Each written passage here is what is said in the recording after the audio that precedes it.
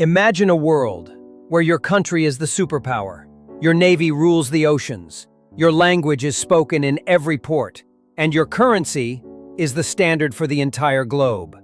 It feels permanent. It feels like a law of nature. You go to sleep believing that your money is as good as gold.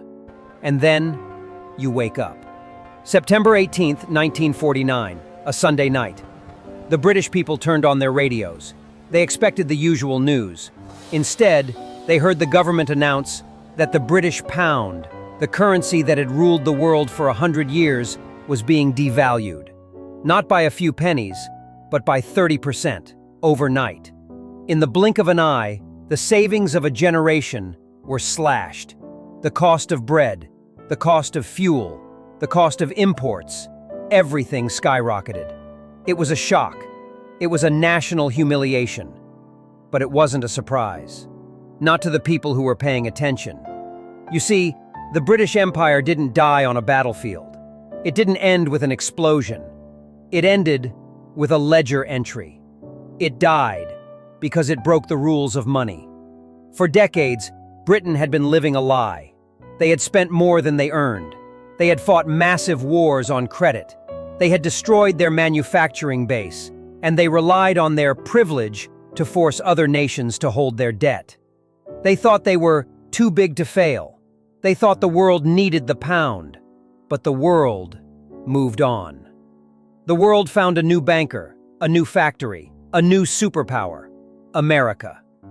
Now, fast forward 80 years. Look out your window. Look at the headlines today. Does it feel familiar? We are the superpower now. Our navy rules the oceans. Our dollar is the standard for the globe. And we believe it will last forever. But look closer. We have spent more than we earned for 40 years. We have fought massive wars on credit. We have hollowed out our factories. And we rely on our exorbitant privilege to force the world to hold our debt. $37 trillion of it. The British Empire had a sterling crisis. We are facing a dollar crisis. The parallel is not just similar, it is terrifying. It is a mirror image.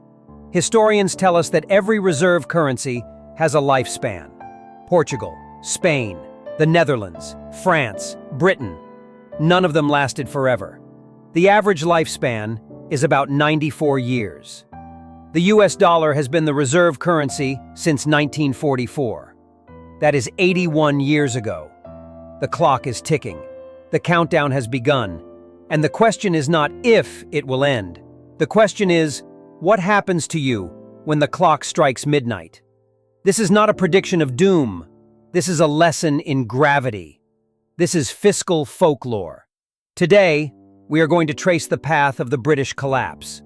We are going to overlay it on the American economy of 2025. And we are going to see if we can stop history from repeating itself, or if it is already too late.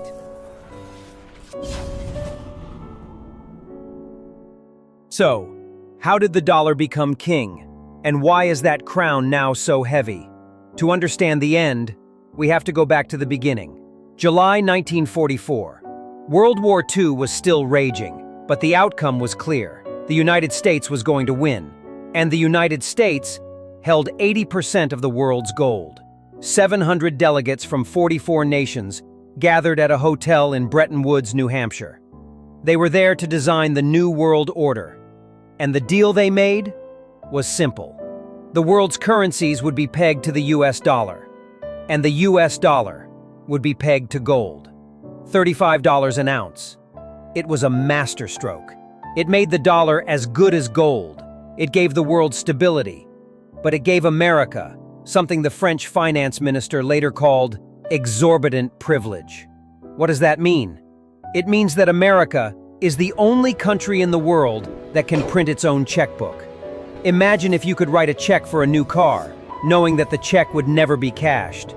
Knowing that the car dealer would just keep your check in his safe forever because he trusts you so much. You get the car, he gets a piece of paper. That is what America does. We print paper dollars, and we trade them for German cars, Chinese electronics, and Saudi Arabian oil. It feels like magic. It feels like free wealth. For 80 years, this privilege has allowed Americans to consume more than they produce, to live beyond their means, to fight wars without raising taxes. But there is a catch, a hidden trap built into the system. Economists call it the Triffin dilemma. Here is how it works. If the dollar is the world's money, then the world needs dollars. They need dollars to trade. They need dollars to save. So, how does the world get those dollars? America has to send them out. We have to buy things from the world. We have to run a trade deficit. If we stop buying, the world runs out of dollars, and the global economy crashes. So we must buy. We must run a deficit. We must go into debt. Do you see the curse? The very thing that makes us powerful, the reserve currency, forces us to become weak, the world's largest debtor. It forces us to stop making things at home and start buying them from abroad. This is why the factories in Ohio closed. This is why the steel mills in Pennsylvania went silent. It wasn't just bad policy. It was the mathematical requirement of the dollar system, just like Britain before us. In the 19th century, Britain was the workshop of the world. But as the pound became the reserve currency, Britain stopped making things. They became bankers. They became consumers. They became dependent on imports. America has followed the exact same path. We hollowed out our own economy to feed the world's hunger for dollars. But in 1971, the system almost broke. We ran out of gold. President Nixon closed the gold window. The dollar was no longer backed by anything. By all laws of economics, the dollar should have died right then. The privilege should have ended. But it didn't. Why? Because we found a new anchor: oil. In 1974, America made a deal with Saudi Arabia. We offered them military protection. We offered them weapons. In exchange, Saudi Arabia agreed to price all of its oil in US dollars. Only dollars. This was the birth of the petrodollar. If any country in the world wanted energy, they had to get dollars first. If Germany wanted oil, they had to buy dollars. If Japan wanted gas, they had to buy dollars. This created a permanent artificial demand for our currency. It allowed us to keep printing, to keep spending, to keep borrowing for another 50 years. It was the greatest financial trick in history. It allowed us to build the greatest military and the largest welfare state simultaneously. But every trick has an expiration date. The petrodollar system relied on two things: American military dominance and the world's trust. Today, both of those pillars are shaking. The Saudis are selling oil in Chinese yuan, the factories are gone, and the debt has grown from a manageable hill into a mountain that blocks out the sun. $37 trillion, and climbing by $1 trillion every 100 days. This is not just a number. This is the end game of the Triffin dilemma. We have printed so much, borrowed so much, that the world is starting to ask the forbidden question: is the check going to bounce? Britain reached this stage in 1945. They were drowning in war debt. Their industry was shattered, and the world lost faith in the pound. What happened next to Britain is exactly what is starting to happen to us.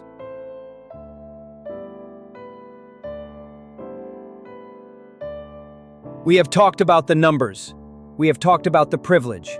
But numbers can be dry. History is not made of numbers. It is made of moments. There is usually one specific moment, one specific week, when an empire realizes it is no longer the boss. When the illusion of power crashes into the reality of debt. For the British Empire, that moment came in 1956. It is called the Suez Crisis. And I want you to listen to this story carefully, because it is the most important warning for America today. Here is the scene. It is 1956. Britain is still technically a superpower.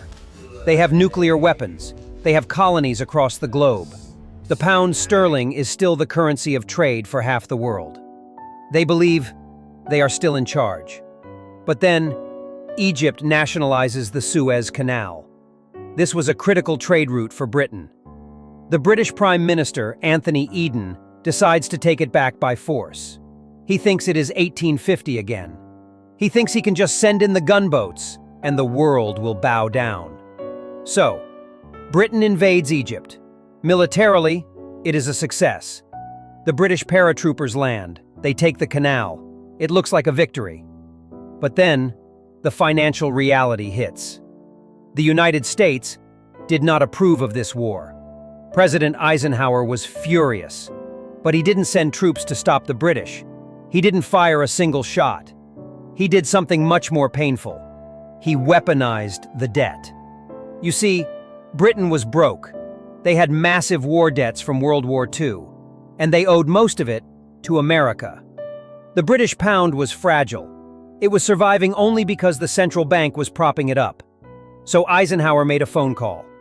Not to the generals, but to the IMF and to the US Treasury. He threatened to sell the US holdings of pound sterling bonds. He threatened to crash the British currency instantly. It was financial blackmail, pure and simple. The British government looked at their bank account, they looked at their gold reserves, and they realized a terrifying truth. They could not afford to fight, not even for a week. If the pound collapsed, the country wouldn't just lose a war. They wouldn't be able to import food. They wouldn't be able to heat their homes. The economy would stop. So, what did the Great British Empire do? Did they fight on? Did they stand their ground? No, they surrendered. They pulled their troops out of Suez, humiliated, broken. It was the end of the British Empire, not because they lost on the battlefield, but because they lost at the bank. They learned the hardest lesson of history. You cannot be a global superpower if you are also a global debtor. The moment you depend on other nations for your money, you have lost your sovereignty. Now, take that mirror and hold it up to America in 2025. Look at the reflection. What do you see? We still have the aircraft carriers. We still have the nuclear weapons. We still act like we are in charge. We sanction other countries. We tell the world what to do. But look at the balance sheet. In 1956, America was the creditor. We held the power. Britain was the debtor. They held the bag. Today, the roles have reversed. America is now the debtor. The greatest debtor in the history of the human species. $37 trillion. Who owns that debt?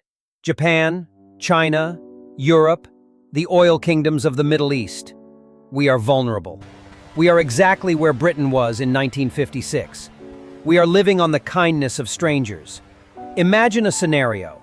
It is not hard to imagine. Let's say a crisis breaks out over Taiwan, or in the Middle East, or in Ukraine, and America decides to act. We send the aircraft carriers. We mobilize the Marines. But this time, the countries holding our debt decide to pull the plug. China, or the BRICS nations, decide to dump $3 trillion worth of US treasuries. Overnight, interest rates in America would spike to 10%, 15%. The stock market would crash. The housing market would freeze. The government would not be able to borrow money to pay the soldiers. Would we have to turn back? Would an American president face his own Suez moment? Would he have to choose between fighting a war and saving the dollar? The military experts say we can win any war, but the financial experts know the truth. Wars are expensive, and we are broke. The parallels go deeper than just debt. Look at the domestic economy. In the 1950s, Britain was suffering from what economists call British disease. Low productivity, constant strikes, a manufacturing base that was old and rusting. They stopped innovating. They relied on financial services in the City of London to make money. Does that sound like the American Rust Belt? Does that sound like Wall Street today? We have financialized everything. We make money by moving money around. We invent derivatives. We trade options. But we don't build the ships anymore. We don't smelt the steel. We rely on supply chains that run through the territories of our rivals. Britain made the mistake of thinking their brand was enough. They thought Rule Britannia would pay the bills. America thinks American exceptionalism will pay the bills. But the market doesn't care about your brand. It cares about your solvency. When the pound collapsed, it wasn't a slow decline. It happened in stages, and then, all at once. Devaluation after devaluation. Inflation eating away at the middle class. The great power became a museum. America is currently in the denial phase. We think we can print our way out. We think we can borrow forever. But the ghost of Anthony Eden, the prime minister who lost Suez, is whispering to us. He is saying, the debt always comes due. And when it does, your aircraft carriers cannot save your currency. So, if America is the new Britain, who is the new America? Who is the rising power, waiting to pull the plug? Or is it something else entirely? Something that isn't a country at all? To find out, we have to look at the warning signs. The signs of stage 6. The signs that the world is already moving on.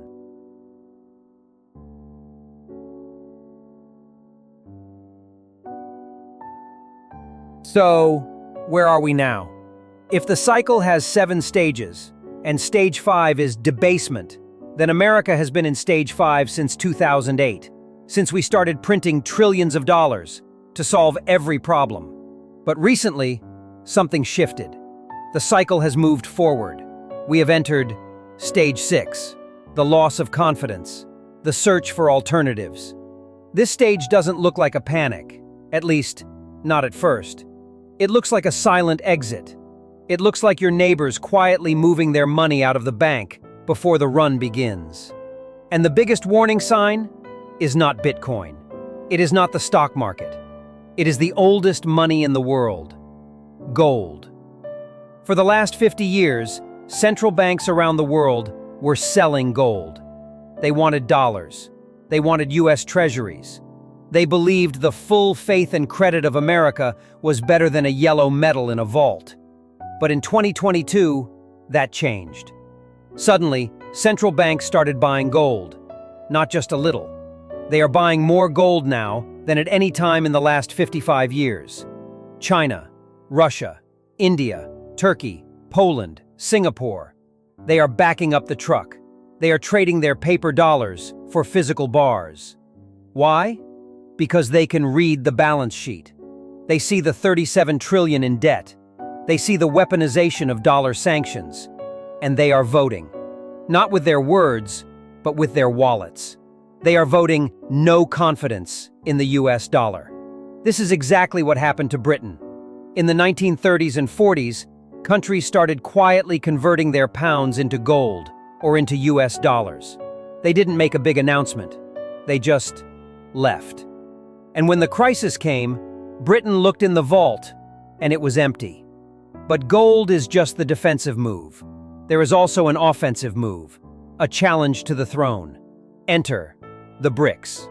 Brazil, Russia, India, China, South Africa, and now Egypt, Ethiopia, Iran, the UAE.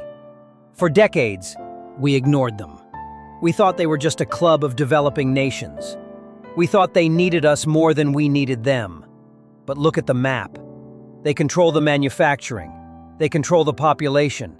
They control the rare earth minerals. And most importantly, they are tired of the exorbitant privilege. They are building a lifeboat, a parallel financial system, one that does not rely on New York, one that does not rely on the SWIFT system. But to truly understand the danger, to understand why this time is different, you have to look at the desert, Saudi Arabia. For 50 years, this was the unwritten contract of the world. The petrodollar pact. America protects the House of Saud, and in exchange, the House of Saud sells oil, only in US dollars. This single deal, made in 1974, created a permanent artificial demand for the dollar. If you wanted energy, you needed dollars. It forced every nation on earth to hoard our currency. It allowed America to run deficits forever. But in 2023, the Saudis did the unthinkable. They announced that they were open to trading oil in other currencies. And then, they did it. They completed a trade with China, using the yuan. India is buying Russian oil, using rupees. This is not just a news headline.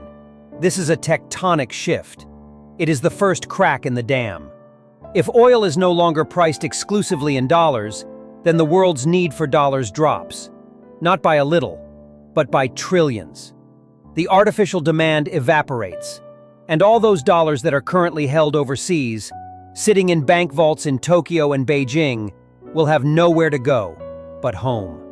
Imagine a tsunami of unwanted dollars flooding back into the US economy. What happens to prices at Walmart? What happens to the cost of gas? What happens to your savings? Hyperinflation is not just a story from Germany in the 1920s. It is the mathematical result of a global currency coming home to die. The BRICS nations know this. They are not trying to destroy America militarily. They don't need to. They are simply building a lifeboat and cutting the rope. They are stockpiling gold. They are trading in local currencies. They are building their own payment systems. They are preparing for a world where the dollar is just one of many currencies, not the king. Critics say, but there is no replacement. The euro is weak. The yuan is trapped. Crypto is volatile. The dollar is the cleanest dirty shirt in the laundry. That is true, for now. But history tells us that you don't need a single replacement to kill a reserve currency. Death can come from 1,000 cuts. When the British pound died, it wasn't replaced overnight. It was a messy, chaotic transition period. Trade fragmented, blocks formed, and the country that held the old currency suffered a standard of living collapse that lasted for a generation. This is the reality of Stage 6. The world is hedging its bets. The world is preparing for a post-dollar world. The question is, are you? The central banks are buying gold. The billionaires are buying land. The politicians are buying votes with printed money. Everyone is preparing for the end of the cycle, except the average American saver. He is still holding on to his dollars. He is still trusting the system. He is the one who will be left holding the bag. Because when Stage 7 hits, when the crisis arrives, it won't happen slowly. It will happen all at once. So, here we are. We have seen the cycle. We have seen the history of the pound. We have seen the warning signs of gold and the BRICS. The question now is personal. It is no longer about saving the empire. The empire will do what empires always do. They will print. They will deny. They will crash. The question is, how do you survive the crash? When the British pound collapsed in the 1940s, the wealthy British families, the ones who stayed rich, did one specific thing. They moved their wealth. They saw the writing on the wall, and they moved their capital out of the pound and into the rising currency of the future, the US dollar. They bought American stocks. They bought American land. They escaped to the new lifeboat. But today, we have a problem that the British did not have. There is no new America. There is no single friendly superpower waiting to catch us. The euro is weak. The yuan is trapped by capital controls. The yen is dying. If the dollar collapses, there is no paper currency safe haven. The whole fleet of paper boats is sinking together. So, where is the lifeboat? The lifeboat is not paper. The lifeboat is reality. If you want to survive Stage 7, you must stop thinking like a consumer and start thinking like a central bank. Look at what the central banks are doing.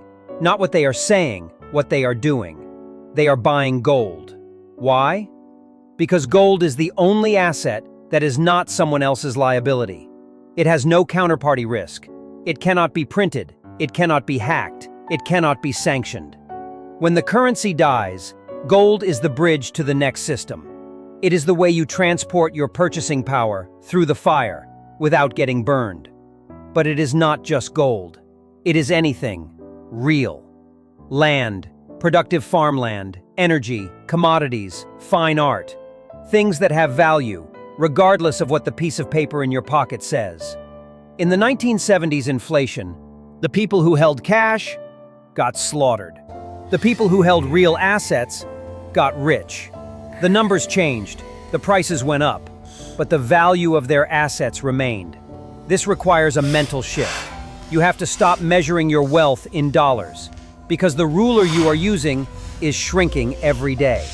If your house goes up in price by 10%, but the dollar loses 10% of its value, did you make money? No, you just ran in place. The sage understands this. The sage does not chase yield. He chases preservation. He knows that the goal of the next 10 years is not to get rich quick. It is to not get poor, while everyone else is losing everything. America is following the British path. The signs are undeniable. The debt, the war, the loss of industry. The 7-stage cycle does not care about our feelings. It is gravity. But unlike the citizens of Rome or the citizens of 1940s London, you have an advantage. You have the history book. You have the map. You know what is coming. And because you know, you can prepare. You can build your own lifeboat. You can secure your own legacy. You can be the one who thrives when the transition happens. We are entering the most dangerous and the most exciting period in financial history. The old world is dying. A new one is being born. We will be here, chronicling every step of the collapse, reading the signs, connecting the dots. If you want to walk this path with us, if you want to be prepared, not scared, then you know what to do. Join us at Fiscal Folklore.